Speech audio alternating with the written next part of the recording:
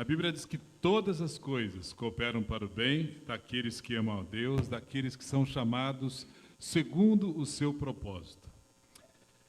Esse é um ano, e a gente costuma desejar nessa época do ano, feliz ano novo, abençoado, e tudo isso é muito legal, é muito importante. A gente quer que esse ano você prospere financeiramente, aqueles que estão em busca daquele grande paixão para um casamento, né? Que encontre. A gente, assim, quer muita coisa positiva para os irmãos. Isso é muito legal, tudo isso é importante. Mas presta atenção, o que vai definir a sua vida esse ano é o seu relacionamento com Deus. Isso é o que vai definir e isso é o mais importante. Por isso, nesta manhã, nessa primeira reunião geral, eu gostaria de refletir sobre o tema propósito e sentido. Propósito e sentido. Eu quero te convidar a abrir a sua Bíblia, o seu aplicativo, em Eclesiastes, capítulo 3. Leremos do versículo 1 ao versículo 15. Você fica com a sua Bíblia aberta, nós não vamos passar aqui no Data Show, você deixa a sua Bíblia aberta, Eclesiastes 3, de 1 a 15.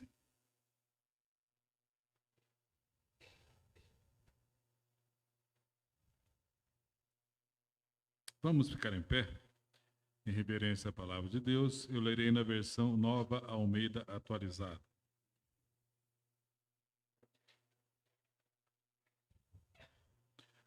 Tudo tem seu tempo determinado e há tempo para todo propósito debaixo do céu. Há tempo de nascer e tempo de morrer. Tempo de plantar e tempo de arrancar o que se plantou. Tempo de matar e tempo de curar. Tempo de derrubar e tempo de construir. Tempo de chorar e tempo de rir. Tempo de prantear e tempo de saltar de alegria. Tempo de espalhar pedras e tempo de ajuntar pedras. Tempo de abraçar e tempo de deixar de abraçar. Tempo de procurar e tempo de perder. Tempo de guardar e tempo de jogar fora. Tempo de rasgar e tempo de costurar. Tempo de ficar calado e tempo de falar. Tempo de amar e tempo de odiar. Tempo de guerra e tempo de paz. Que proveito tem o trabalhador naquilo que se afadiga? Viu o trabalho que Deus impôs aos filhos dos homens para com ele os afligir.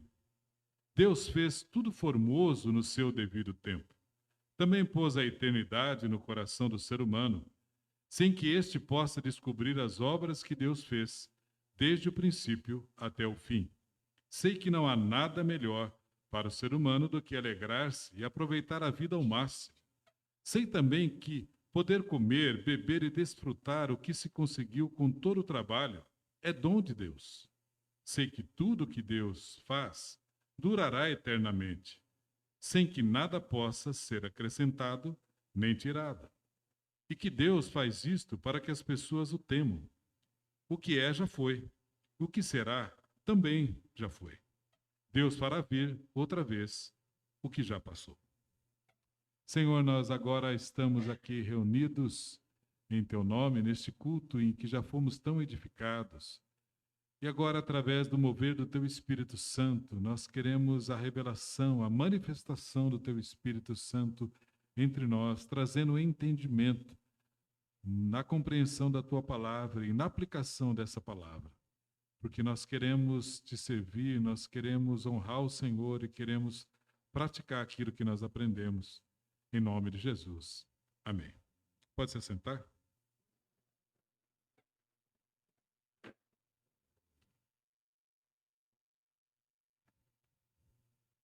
O livro de Eclesiastes é chamado um livro transitório, que é uma proposta de uma discussão sobre um assunto. Justamente por isso, você não pode pegar versículos isoladamente para fazer uma análise. Você tem que analisar diante de todo o contexto. Eclesiastes foi escrito pelo rei Salomão e também mostra, em algumas situações, como é uma pessoa que está longe de Deus. Porque ele estava longe de Deus nesse período. Eu não estou dizendo que nós não vamos aproveitar Eclesiastes, muito pelo contrário, é um livro extremamente prático, mas há algumas coisas que existem somente nesse livro, por isso, se você analisar um versículo isoladamente, ele difere de outras coisas que estão na Bíblia. Então, ele mostra como é a vida debaixo do sol, ou seja, como que é a vida muito além do momento imediato. Aquelas situações que a gente vivencia no dia a dia, às vezes entendemos aquela situação como um fim em si mesmo. E Salomão quer mostrar que a vida é muito além disso. Mostra respostas para o vazio do ser humano. O ser humano tem uma série de perguntas, de indagações, do tipo: de onde vim? O que eu estou fazendo nesse mundo? Para onde irei? São perguntas que a humanidade, em toda a sua história, faz.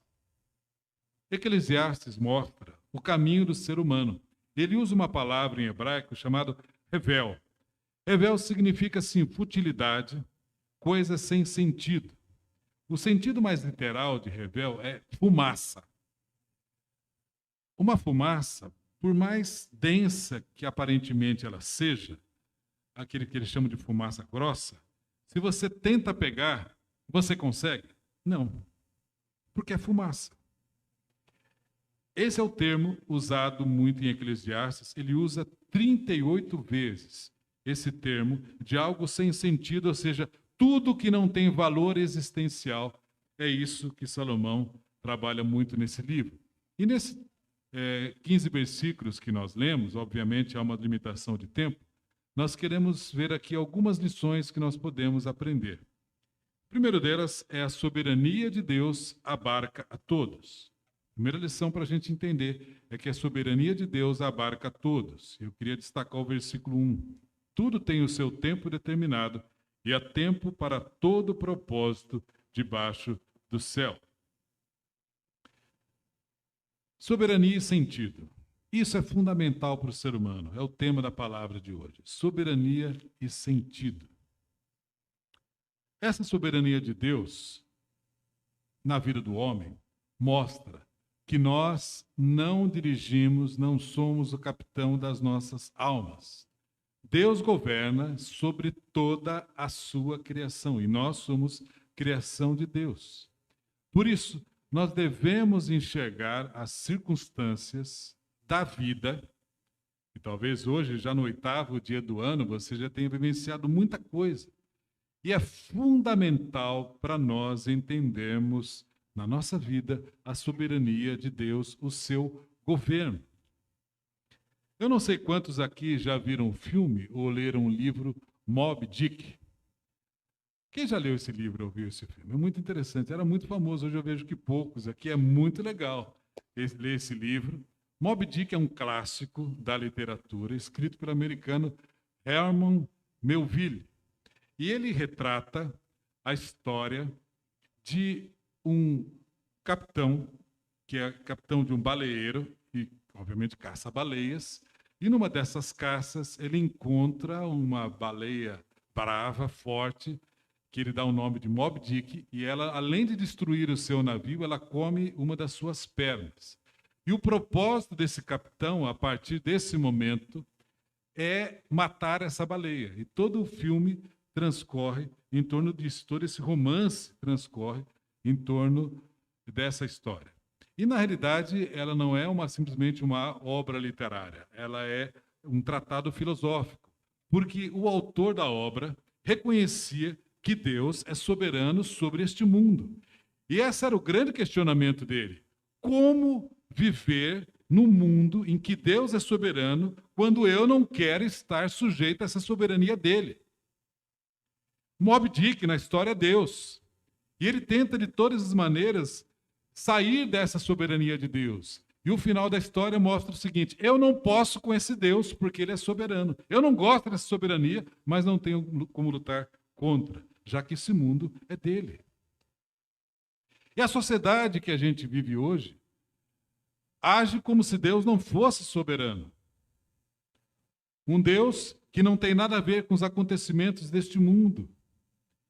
Um Deus em que eu tento viver a parte dele, mas isso é impossível, porque esse mundo foi criado por Deus, esse universo é de Deus, e é impossível vivermos isso, porque somos todos criaturas dele. É um governo de Deus que se estende a tudo e a todos, inclusive sobre o diabo. O diabo é sujeito ao governo de Deus. O diabo não pode agir sem que Deus o permita. Por isso, nós temos essa certeza de que estamos entrando num ano de 2023 em que, presta atenção, todos os dias deste ano Deus estará reinando. Essa é uma segurança. Todos os dias deste ano Deus estará reinando. Vamos repetir juntos? Repita comigo. Eu tenho a certeza de que em todos os dias deste ano Deus estará reinando na minha vida. Não é uma segurança tremenda? Não é algo tremendo, especial, saber disso? Que não é um ano assim, vamos ver o que dá. Vamos ver o que dá. Não. Há um Deus que cuida de mim. Essa é uma lição, a soberania de Deus abarca a todos. Segundo ponto para a gente entender é que o tempo é um fragmento da eternidade que o Senhor dá ao homem para que ele administre para a glória de Deus. O tempo é um fragmento da eternidade que Deus dá ao homem para que ele administre para a glória de Deus. E aqui do versículo 3 ao versículo 8, nós temos 14 pares de atividades que são inversas entre si, em que o autor tenta mostrar que o tempo é uma dádiva de Deus. Como entender uma realidade diante do seu devido tempo? E aqui nós não vamos hoje discorrer muito sobre esse assunto, sobre essa parte, mas há exatamente 2 anos atrás, a Angélica trouxe uma reflexão com muita propriedade sobre esse mesmo tema de Eclesiastes, mas especificamente abordando essa questão do tempo. E se você quiser, eu quero recomendar, você pede na secretaria que a gente envie exatamente no início de 2023, em que fala essa questão do tempo. E uma coisa que a gente escuta muito é isso: eu não tenho tempo. É uma desculpa que as pessoas dão diante das exigências da eternidade. Você até escuta gente falando assim: eu não venho mais às reuniões, às atividades, porque eu não tenho tempo. Eu não me submeto a um discipulado porque eu não tenho tempo. Eu não leio a Bíblia, eu não oro porque eu não tenho tempo. É a queixa que se dá nos lábios das pessoas numa sociedade em que há uma série de implementos técnicos para a gente ter mais tempo. Vou dar um exemplo. O WhatsApp é algo muito usual hoje em dia na sociedade. E o WhatsApp veio para quê? Para facilitar as comunicações, para que você não tenha que gastar tempo, às vezes, ligando para a pessoa, encontrando com tal pessoa. O WhatsApp, ele veio para ajudar no tempo. Pois é, e hoje você tem que gastar um tempão do seu tempo respondendo o WhatsApp. E se demorar, o pessoal reclama. Você está vendo como essa questão do tempo, o homem acaba não entendendo que ele é uma dádiva de Deus. E usa mal o seu tempo. Então, quando eu falo que eu não tenho tempo, significa que eu estou falando, Deus, o Senhor fez pouco tempo. Deus sabia o que fazia quando ele fez o que a gente chama de cronos. Cronos é a maneira como nós dividimos o tempo. Nós dividimos o tempo em anos, meses, dias, horas, minutos, segundos, etc. O que nós chamamos de cronos. Aí vem cronômetro, cronologia. A palavra cronos. A maneira como a gente divide o cronos, ela é suficiente para nós. O problema é o nosso mau uso do cronos. E aqui eu queria lançar algumas perguntas para você fazer em casa. Eu gosto muito de lançar umas perguntas. Eu sei que alguns tiram foto, alguns esperem depois, tal, para essas reflexões, que isso pode ser usado muito na sua devocional, isso pode ser usado na reflexão do culto familiar, nos discipulares. Eu queria lançar essas reflexões para você fazer em casa. Primeira, como tenho gastado a minha vida? São boas perguntas para a gente pensar no início de ano, né? Como tenho gastado minha vida? Com o que tenho gastado a minha vida? Quais são as coisas importantes que acabam por nos roubar a vida?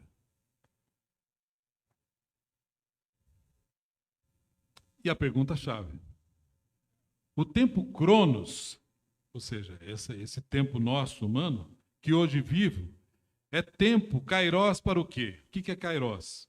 Kairos é o tempo oportuno de Deus. Kairos é quando Deus age.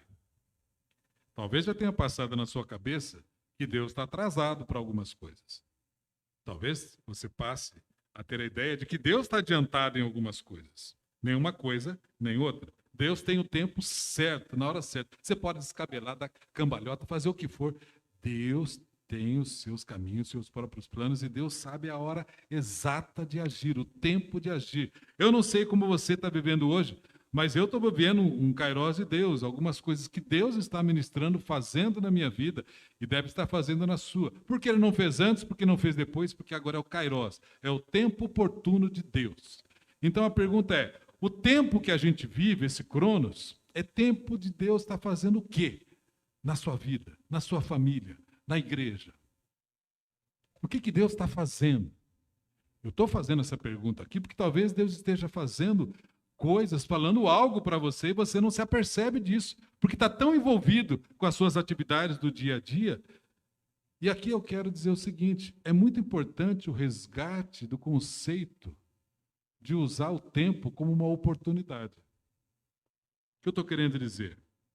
Estou falando para você se tornar um monge, e nós aqui ocidentais nem sempre temos a atitude dos orientais de reflexão. Mas eu queria te encorajar nesses dias do ano.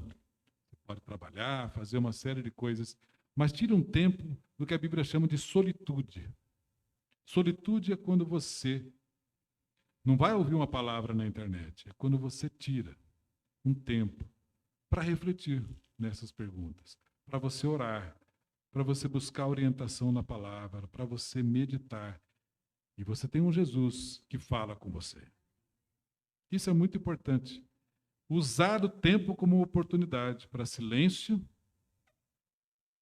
Silêncio. Uma sociedade tão barulhenta, o silêncio às vezes assusta.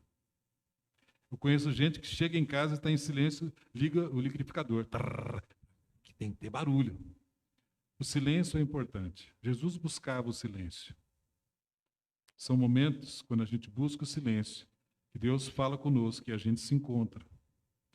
E quando a gente se encontra e olha para a gente, o negócio é ruim, hein? Quando a gente olha para dentro, o negócio é ruim. Alguns falam, você precisa do autoconhecimento. Opa, autoconhecimento em Deus é desespero. Se eu olho para mim sem Deus, o negócio é bravo aqui dentro. Por isso que eu tenho que olhar em Deus. Eu só me conheço completamente conforme eu conheço Deus. Só em Deus nós nos conhecemos plenamente. Porque o que mais importa não é o que eu penso de mim, é o que Deus pensa de mim. É isso que define a nossa vida. Terceiro ponto que eu queria ver com os irmãos, como devemos reagir com a soberania de Deus e seu controle. Como devemos reagir com a soberania de Deus e seu controle? O versículo 11 diz assim, Deus fez tudo formoso no seu devido tempo. Também pôs a eternidade no coração do ser humano, sem que este possa descobrir as obras que Deus fez desde o princípio até o fim. A nossa vida tem muitas coisas que nós não temos nenhum tipo de controle. Um exemplo fácil. Você lembra em março de 2020 que nós tivemos o coronavírus, que deu origem à Covid. O mundo inteiro, com alta tecnologia, não sabia o que fazer. Resultado, todo mundo enfurnar em casa. Se foi boa ou se foi ruim a decisão, vamos lembrar que o quadro era outro. Hoje a gente sabia. Hoje a gente sabe o que estava acontecendo. É fácil hoje a gente falar, não devia, isso, aquilo. Mas e naquele tempo? Ninguém sabia de nada, começou a morrer gente para lá e para cá. O mundo se curvou a um vírus microscópico. Eu quero te dizer que uma gripe pode mudar a sua vida. O coronavírus, o Covid continua mudando, né? Quantas programações que a gente tem, quantas situações que a gente vive que não depende do nosso controle. Estava agora no final do ano, junto com um familiar, estávamos colocando umas mesas ao ar livre e a nuvem ali meio carregada. E ele ficava assim, meu Deus, vai chover ou não vai? Vai chover ou não vai? Daqui a pouco, vai chover ou não vai? Vai chover ou não vai? Daqui a pouco, para, velho. O que eu posso fazer em relação à chuva? Eu não posso fazer nada. Ou a gente resolve não fazer aqui do lado de fora ou do lado de dentro, que não dá é para eu ficar. Ai, vai chover ou não vai? Eu não tenho controle nenhum sobre a chuva. E isso traz o quê? Uma situação de ansiedade por causa de chuva. O que você vai poder fazer a respeito? Nada. E, aliás, se você for pensar, a grande maioria das situações de ansiedade é exatamente porque a gente não pode fazer nada, porque fica ansioso. Temos que nos submeter com sabedoria a essa soberania de Deus. Porque a tendência humana é a gente querer ter o controle. Não é verdade? A gente quer ter o controle. Isso traz angústia, isso traz ansiedade. A gente vai ficando assim, angustiado com essa situação. E nessa hora, a gente só consegue repousar quando lembra que há um Deus que cuida da gente. Eu não estou dizendo que você tem que entrar no fatalismo. Há algumas religiões, como por exemplo o islamismo, que entende o fatalismo. O fatalismo é o que tem que acontecer, vai acontecer. Você não pode fazer nada a respeito. Não é isso que a Bíblia está querendo dizer. A Bíblia não está dizendo que quem governa a nossa vida é o nosso destino. Não, quem governa é Deus. E existe uma questão de perspectiva. Por exemplo, essa foto. A gente olha esse primeiro casulo, a gente olha o quê? Um casulo feinho, né? A gente olha, que casulo feio, que coisa ruim. Deus já consegue ver a borboleta. A gente só consegue ver o casulo. Deus já vê a borboleta. É a perspectiva. Por isso, é fundamental entendermos os processos de Deus na nossa vida. Se não nos submetemos a uns processos de Deus, vemos a vida como um fim em si mesmo. Aparece aquela situação, meu Deus, que coisa horrível, por quê?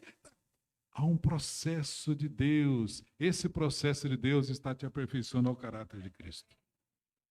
Todos nós estamos vivendo processos de Deus. A gente quer ir direto para a borboleta bonita. Mas há um processo de Deus em cada um de nós. E esse processo está debaixo da soberania de Deus, da qual nós temos que nos submeter. A gente tem a tendência de ver o horrível. Deus vê o produto final. Olhamos para o hoje, Deus vê o sempre. Olhamos para o exterior, Deus olha para o interior.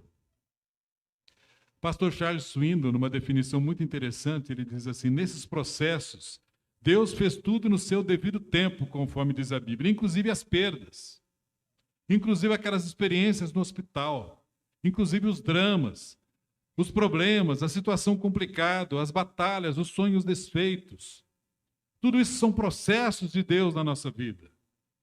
Claro que nós temos que entender que uma coisa é a vontade de Deus, outra coisa é permissão de Deus. Nós somos fruto das nossas escolhas.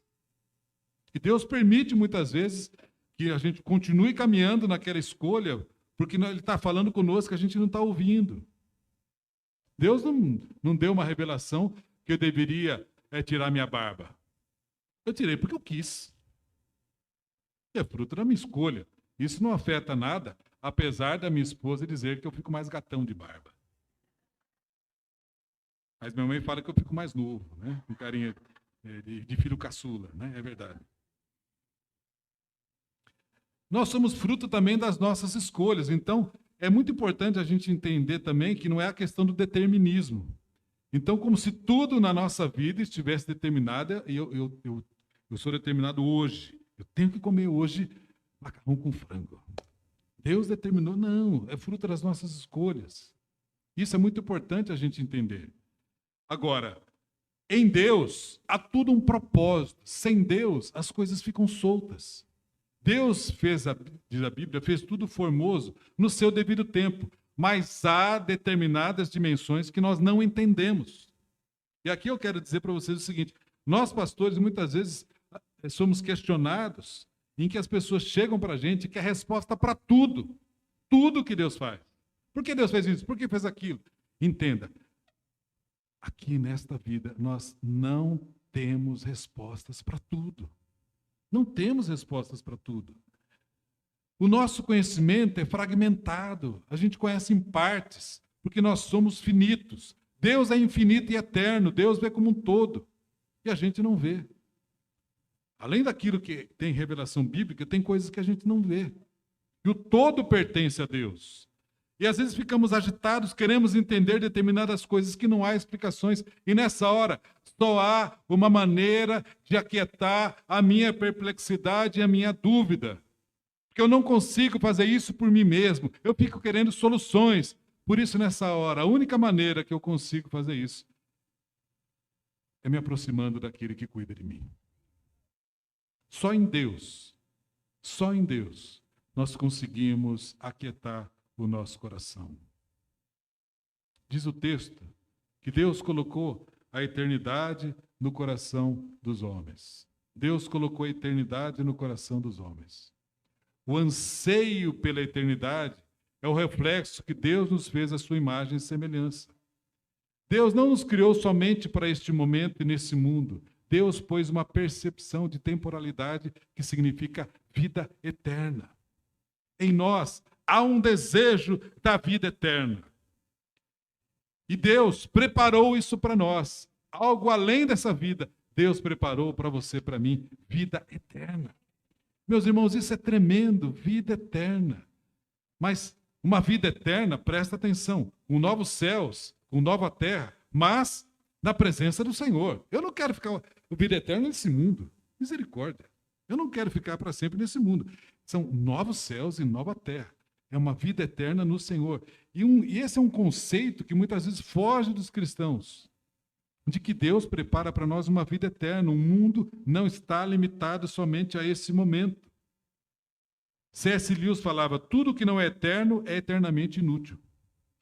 Tudo que não é eterno é eternamente inútil. Deus tem um propósito para nós da vida eterna. Ele colocou o conceito de eternidade que nós aspiramos por Deus. Por isso que nesse mundo, já que temos a eternidade em nosso coração, as alegrias que nós temos aqui, elas não são permanentes. Só em Deus temos a felicidade permanente. Você pode tentar encher sua vida com dinheiro, com prazer, com alegrias deste mundo, com uma série de coisas, mas isso traz frustração. Você vê tanta gente rica, famosa, mas vazia. Porque Deus fez tudo no seu devido tempo e só nele nós encontramos a verdadeira satisfação. Deus fez tudo formoso no seu devido tempo. Isso inclui você. Isso inclui você. Sabe o que eu estou querendo te dizer? Que você não é um acidente. Eu conheço gente aqui que nasceu e quando bebê, o padrasto tentou matar 3 vezes. Mas está aqui, vivo, porque Deus tinha um propósito. Eu não sei se seus pais programaram, não programaram, se tentaram te abortar ou não, mas você não é um acidente. Você nasceu no devido tempo de Deus. Deus tem um plano e um projeto maravilhoso para a sua vida. Meus irmãos, isso é fantástico quando essas cortinas se abrem diante de nós. E há uma tendência nossa de querer olhar a vida somente como um fim em si mesmo, mas a palavra de Deus nos abre para essa visão de propósito e sentido. E Salomão nos dá 3 conselhos que eu queria terminar com os irmãos. Primeiro, viva com gosto e faça todo o bem que pode fazer em vida. O versículo 12 diz, descobri que não há nada melhor para o homem do que ser feliz e praticar o bem enquanto vive. Salomão reconhece que nós só temos uma vida. E essa vida deve ser muito bem vivida, desfrutada com Deus. Essa vida tem seus lados de alegria e tem seus lados de tristeza. Mas tudo faz parte desse processo. Por isso, nós temos que nos voltar para Deus para desfrutar das realidades que compõem a vida. Porque se não nos voltamos para Deus, a gente vai desfrutar da vida de uma maneira errada. E ele fala também, faça todo o bem que você pode fazer em vida. Nós somos salvos, obviamente, pela graça, não pelas obras, por meio da fé. Mas Deus nos preparou, diz em Efésios 2, para que praticássemos as boas obras. Então, viva com gosto e faça todo o bem que pode fazer em vida. Um outro conselho de Salomão, desfrute das boas coisas da vida que Deus nos dá. Desfrute das coisas boas da vida que Deus nos dá. Quais são as boas coisas da vida que você entende? O que você entende com coisas boas da vida? O versículo 13 diz, sei também que pode comer, beber e desfrutar o que se conseguiu com todo o trabalho, é dom de Deus.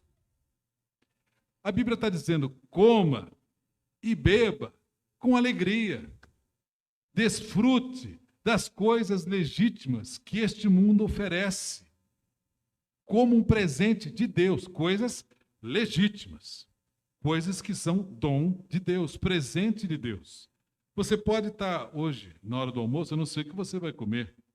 Você pode resolver comer um pastel ali na feira, como você pode fazer um churrasco na sua casa.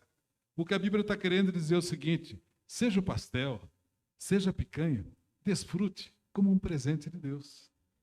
Na hora de comer, coma bem, coma gostoso, desfrute das coisas boas que Deus nos dá. Por exemplo, lindas músicas. Gosto é gosto, né? Mas há coisas lindas, lindas músicas, comidas gostosas, lugares lindos para a gente conhecer, para a gente ver, natureza, tem tanta coisa gostosa, mas isso tem que ser desfrutado dentro dos parâmetros estabelecidos por Deus. Porque senão a gente se distorce. Certa vez numa rua, haviam duas moças que moravam naquela rua. E toda sexta-feira elas esperavam ansiosamente pelo carteiro. A primeira, porque toda sexta-feira ela recebia uma carta do seu noivo que morava em outra cidade. E a outra, porque era apaixonada pelo carteiro. Essas bênçãos que nós desfrutamos são cartas de amor para nós, são presentes. Mas se essas coisas não são equilibradas em Deus, vira um ídolo em si mesmo. Aí a gente apaixona pelo carteiro. Essas coisas viram um fim em si mesmo, a gente se apaixona por essas coisas. Aí o camarada vive em função do lazer, vive em função de comer, vive em função de beber, vive em função só de passear, vive em função dessas coisas. E a Bíblia está mostrando que a ideia aqui não é simplesmente o trabalho, a comida, a bebida, o carro, a família, a casa, a moto, a família, a noiva. O que a Bíblia está mostrando é que não é essas coisas que nos trazem a felicidade. A felicidade é produzida pela bênção da vida de Deus em nós. Quando reconhecemos que essas coisas são fruto da bênção e da graça de Deus na nossa vida. Por isso, na hora que você, repito, vai comer o pastel ou vai comer a picanha, se tudo você reconhece como bênção, você vai comer com alegria, com satisfação. Em tudo na nossa vida, Deus tem que estar envolvido. E quando Deus está envolvido, é fonte de prazer e alegria. E o último conselho. Aceite reverente a soberania de Deus sobre o tempo e que seus planos não podem ser frustrados. Ninguém detém a sua mão. Versículo 14 diz, sei que tudo que Deus faz durará eternamente, sem que nada possa ser acrescentado nem tirado, e o que Deus faz, isto para que as pessoas o temam. Durante a Segunda Guerra Mundial, uma esquadra de navios americanos estava navegando pelo Pacífico, de repente, no radar, mostrou ali na tela como se houvesse um outro navio. E o capitão da esquadra mandou uma mensagem, olha, aqui é a frota americana e você precisa se desviar, está na nossa frente. E a resposta foi, não, vocês que devem se desviar. E ele falou, se você não se desviar, nós vamos atirar. E a resposta foi, aqui é o farol, um farol não se desvia, vocês têm que se desviar. Quando Deus definiu os valores e princípios deste mundo, na sua soberania, Deus fez tudo. Ele estava dizendo: eu sou o farol.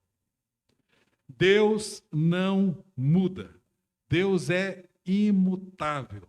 A sociedade pode mudar o que quiser, os seus conceitos, os princípios. Deus é o mesmo sempre. Ele é imutável. E, meus irmãos, no mundo de tantas transições, que segurança saber que Deus é o mesmo. Deus não muda. As pessoas mudam, porque o ser humano é um ser em movimento. Ele está para lá e para cá. O ser humano muda. Quantas mudanças em nossa vida. Nos últimos 3 anos eu tive mais mudanças do que a vida inteira. Grandes mudanças. Deus não. Deus continua governando, soberano, não muda. Deus, segunda-feira de manhã, está com o mesmo humor. Deus não acorda de mau humor. Deus não tem ano novo.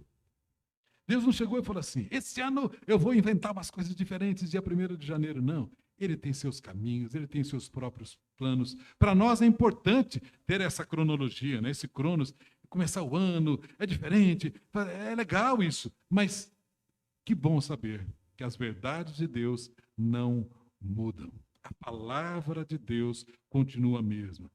Fora esse negócio de ressignificar a Bíblia, vamos mudar isso, vamos mudar aquilo. Podem falar o que for, Deus continua o mesmo. E nós devemos assumir que nós não temos o controle da vida, nós não somos Deus, por isso nós podemos até antecipar algumas coisas ruins. Tem gente que tira a sua vida. Tem gente que faz coisas erradas. Mas Deus permanece o mesmo.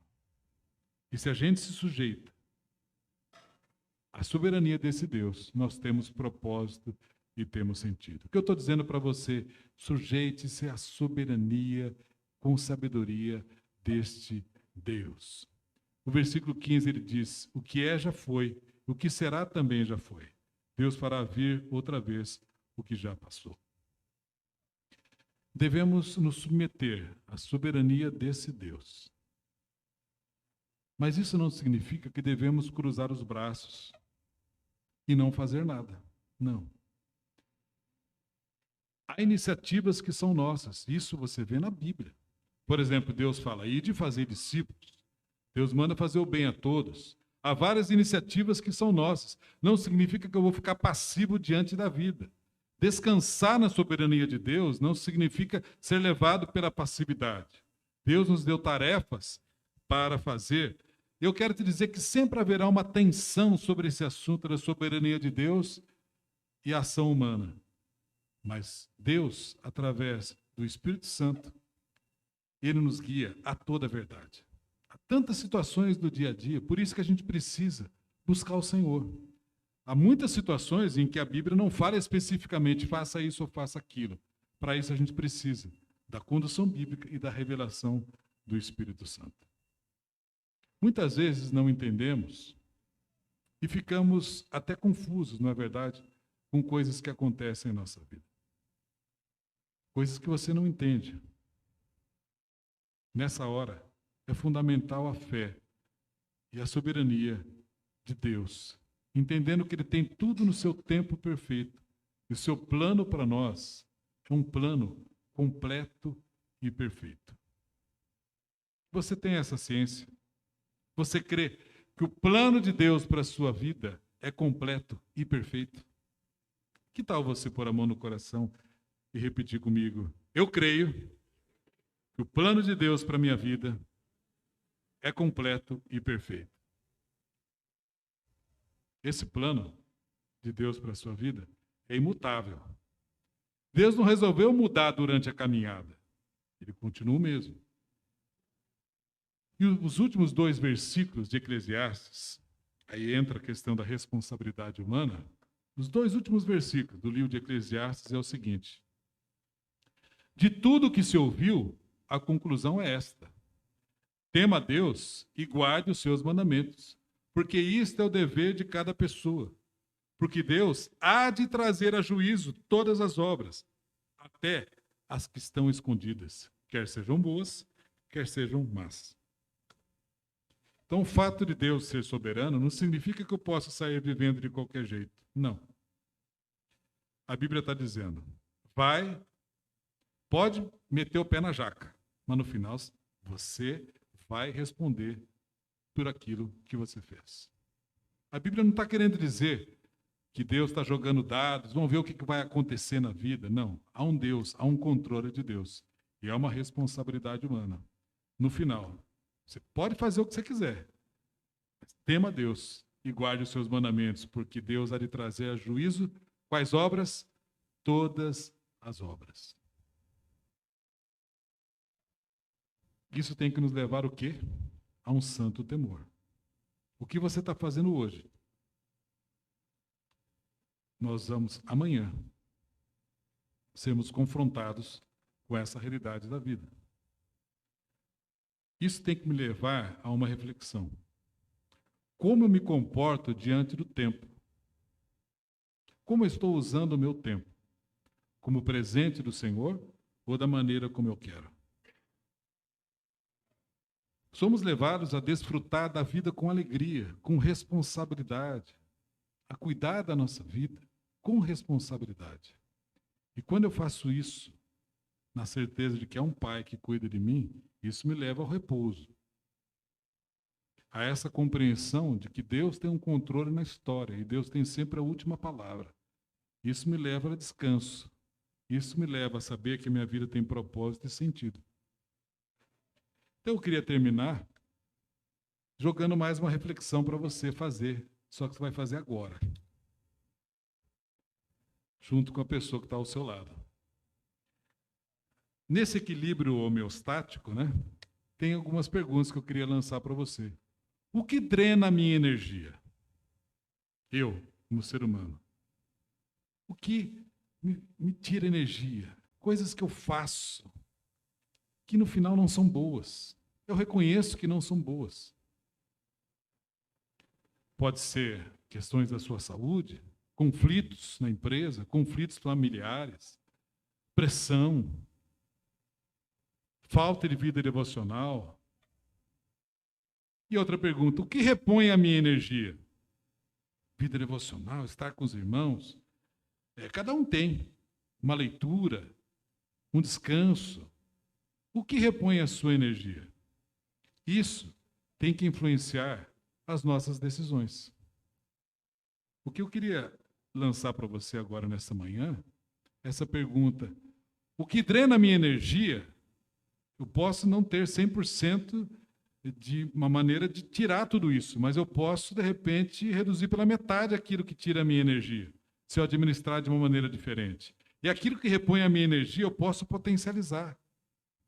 A pergunta é, nesse início do ano, o que você fará a respeito da sua vida? O que você fará a respeito? Ano novo, feliz ano novo, legal. Agora, como você levará o ano? Como você vai administrar essas questões? Nos metendo na soberania de Deus, mas, por outro lado, com responsabilidade diante dessas questões. Eu queria te desafiar a, com a pessoa que está ao lado, você gastar uns minutos para conversar a respeito. Busca alguém do seu lado para você conversar um pouco disso. O que drena a sua energia?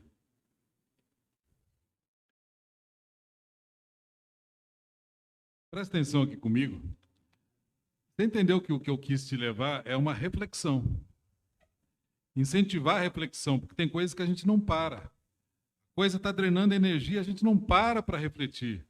Não para analisar e não para tomar uma atitude. Não adianta ficar reclamando, está drenando a minha energia, está drenando a minha energia. Tá bom, o que você vai fazer a respeito? Isso a gente faz com reflexão, com oração, buscando a direção de Deus para a nossa vida. Nos submetendo à sua soberania. Hoje eu lancei bastante essas questões, e isso é legal para a gente fazer em casal, é legal para a gente fazer em casa.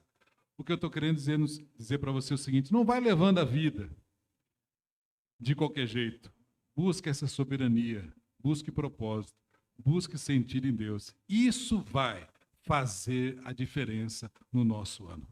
Amém, irmãos? Vamos ficar em pé. Queria chamar o Alexandre aqui para dar a bênção. E incentivar você depois a continuar essas reflexões em casa, buscando em Deus as respostas.